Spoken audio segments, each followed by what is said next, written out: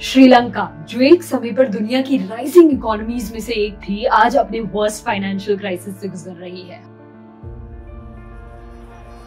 हर रोज 10,000 से भी ज्यादा श्रीलंकन सड़क पर आकर प्रोटेस्ट कर रहे हैं। ये प्रोटेस्ट श्रीलंका के इतिहास में हुई लार्जेस्ट प्रोटेस्ट में गिनी जाएगी। स्टूडेंट्स, टीचर्स, जर्नलिस्ट, लॉयर्स और डेली वेज लेबरर्स जो डिफरेंट रिलीजन्स और रीजन से बिलोंग करते हैं, वो सब आज सड़क पर आ चुके हैं। श्रीलंका का झंडा लहराते हुए, हाथ में प्लेकार्ड्स लिए ये सब एक ही नारा लगा रहे हैं, गो होम गोटाबाया राजपक्षा।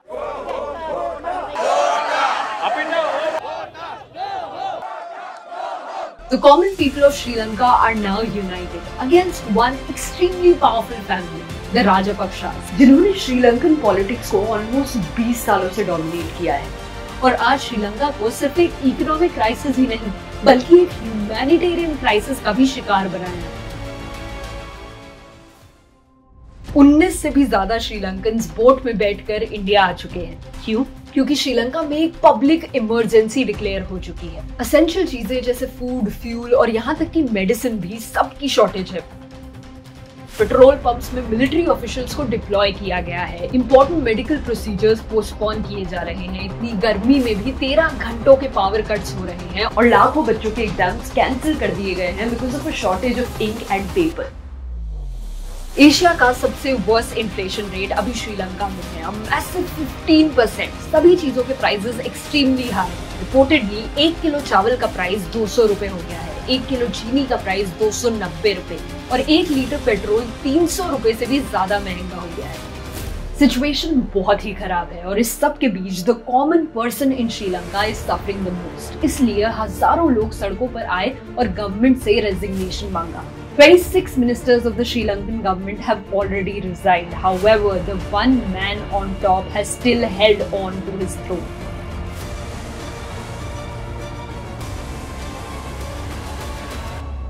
ये है Mahinda Rajapaksa, the current all powerful prime minister of Sri Lanka. ये राजपक्षा फैमिली के मेंबर हैं। इन्हीं के भाई गोटाबाया राजपक्षा श्रीलंका के प्रेसिडेंट हैं और इन दोनों के under Rajapaksa family 9 extremely important ministries को कंट्रोल करती है। इनफैक्ट 2010 से 2015 तक जब महिंदा राजपक्षा प्रेसिडेंट की तरह रूल कर रहे थे, तब राजपक्षा फैमिली के 40 से भी ज्यादा मेंबर्स के पास गवर्नमेंट पोस्ट थी। 40 फैमिली मेंबर्स, एक गवर्नमेंट। अनबिलीवेबल लगता है, but that is exactly why आज श्रीलंका को वन फैमिली डिक्टेटरशिप कहा जाता है। बेसिल राजपक्षा काफी कंट्रोवर्शियल फिगर है। इनके पास अमेरिका और श्रीलंका की डुअल सिटीजनशिप थी और इसी वजह से लीगली इन्हें श्रीलंकन पार्लियामेंट में जगह नहीं दी जा सकती, लेकिन फिर भी इन्हें फाइनेंस जैसी इंपॉर्टेंट मिनिस्ट्री का हेड बनाया गया। कैसे? कॉन्स्टिट्यूशन को ही चेंज कर दिया गया। Basically the Rajapaksa government removed a provision from the constitution just to allow one more Rajapaksa into their cabinet. और आज इसी बेसिल राजपक्षा के ऊपर बहुत सारे मैसिव करप्शन चार्जेस हैं। इनको फेमसली मिस्टर 10% भी कहा जाता है क्योंकि it is believed that her project का 10% कमीशन ये अपनी जेब में डाल देते हैं। इस फैमिली की पावर का एक और क्लियर एग्जाम्पल है गोटाबाया राजपक्षा, करंट श्रीलंकन प्रेसिडेंट। 2000 में जब श्रीलंका में सिविल वॉर चल रही थी, तब ये वहाँ के डिफेंस सेक्रेटरी थे। इसी दौरान श्रीलंकन मिलिट्री ने 70,000 से भी ज्यादा तमिल सिविलियंस की हत्या की। Reportedly, many journalists and opposition figures were abducted, raped and assassinated.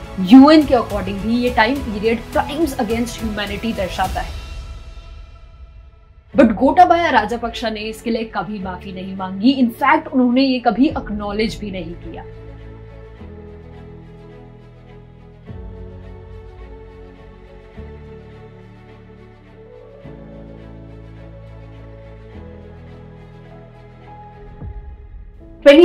में गोटाबाया राजपक्षा ने एक और ऐसा स्टेप लिया जिसकी वजह से पूरी श्रीलंकन इकोनॉमी को बहुत भुगतना पड़ा। अपने इलेक्शन कैंपेन में उन्होंने बड़े बिजनेस ऑफिसर्स को लार्ज टैक्स कट्स ऑफर किए। उन्होंने वैल्यू एडेड टैक्स को ऑलमोस्ट आधा कर देने का प्रॉमिस किया और बाकी कई टैक्सेस को हटाने की भी बात की। और पावर में आने के बाद उन्होंने ये सारे टैक्स रिडक्शंस इंप्लीमेंट भी किए, बट इसकी वजह से गवर्नमेंट का रेवेन्यू एकदम नीचे गिर गया। यूजुअली एक मिडिल इनकम कंट्री में जीडीपी का 13 से 15% हिस्सा टैक्स रेवेन्यू से आता है, बट श्रीलंका में लास्ट ईयर जीडीपी का बस 9% हिस्सा टैक्स रेवेन्यू से आया। इसकी वजह से श्रीलंकन गवर्नमेंट की परचेजिंग पावर बहुत कम हो गई और श्रीलंकन इकोनॉमी को भी एक मैसिव हिट हुआ। 2021 में राजपक्षा गवर्नमेंट ने अपने एग्रीकल्चर को कम्प्लीटली ऑर्गेनिक बनाने का डिसीजन लिया। सुनने में ये बहुत अच्छा लगता है, बट इसका इम्प्लीमेंटेशन बिल्कुल भी एफिशिएंट नहीं था। रातों रात उन्होंने फर्टिलाइजर्स पर बैन लगाया विदाउट इन्फॉर्मिंग द फार्मर्स और बिना कोई ऑल्टरनेटिव दिए। इसी वजह से फूड प्रोडक्शन और उससे मिलता रेवेन्यू बहुत तेजी से गिर गया। चाय, चावल, इलायची, दालचीनी और काली मिर्च सबकी प्रोडक्शन में बहुत गिराव दिखा। लेकिन इस सब के बीच श्रीलंकन क्राइसिस का सबसे बड़ा कारण है डेट, यानी उधारी। जैसे ही राजपक्षा गवर्नमेंट पावर में आई, वहां का डेट रैपिडली इंक्रीज हुआ। श्रीलंका का सेल्फ रिलायंस बहुत कम था, इसलिए उसने बहुत सारा सामान इंपोर्ट करना शुरू किया। इसके लिए उन्होंने कई सारी बाकी देशों और ऑर्गेनाइजेशन से उधार लेना शुरू किया और आज ये उधार श्रीलंका के लिए एक बहुत बड़ी प्रॉब्लम है। करंटली उनके फॉरेक्स रिजर्व्स में बस $2 बिलियन हैं और इस साल के अंत तक उन्हें $8 बिलियन लौटाने हैं, यानी उनके करंट रिजर्व से 4 गुना ज्यादा। That's a lot of debt to pay और माना जाता है कि इस पूरे डेट में 70% से भी ज्यादा राजपक्षा फैमिली के दौरान हुआ है और इस सब में चाइना का भी रोल है। आज जो टोटल डेट श्रीलंका ओ करती है, उसमें से a massive 10% has to go to China। Sri Lankan government ने चाइना से और कई देशों से बहुत हेवी लोन्स लिए हैं to make these large scale projects that just make no economical sense. इसका एक एग्जांपल है the infamous Hambantota sea port. इस सी पोर्ट को बनाने के लिए पहले श्रीलंकन गवर्नमेंट ने इंडिया और यूएस से लोन मांगा। इसकी फीजिबिलिटी ना देखते हुए बोथ द कंट्रीज रिफ्यूज्ड। फिर श्रीलंका चाइना के पास गई end of course China agreed.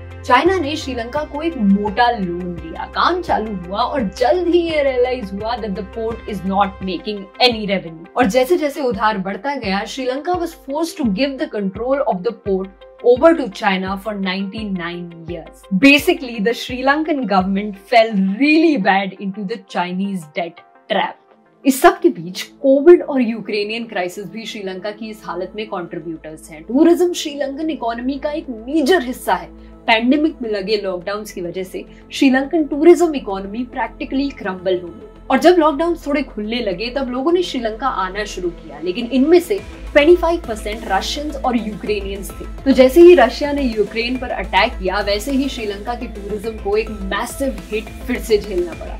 26 ministers ने रेजिग्नेशन दे दी है, तो इसलिए महिंदा राजपक्षा ने अभी 4 नए मिनिस्टर्स अनाउंस किए हैं। इनमें से कुछ ऑपोजिशन पार्टी के भी मेंबर्स हैं। So it is yet to be seen कि प्राइम मिनिस्टर महिंदा राजपक्षा ये सिचुएशन कैसे हैंडल करते हैं। क्या वो लोगों की सुनकर अपना रेजिग्नेशन देंगे या फिर कुर्सी में बैठे हुए श्रीलंका की सिचुएशन को बेटर कर पाएंगे। मीनवाइल इंडिया ने श्रीलंका को $1 बिलियन से भी ज्यादा का लोन दिया है। Hopefully this loan will help Sri Lanka in making things better. आपके हिसाब से श्रीलंका का नेक्स्ट स्टेप क्या होना चाहिए, हमें कमेंट्स में बताएं। अगर आपको ऐसी जियोपॉलिटिकल वीडियोस अच्छी लगती हैं तो प्लीज इसे लाइक और शेयर करें और हाँ, हमें अपना प्रेशियस टाइम देने के लिए a huge thanks to you.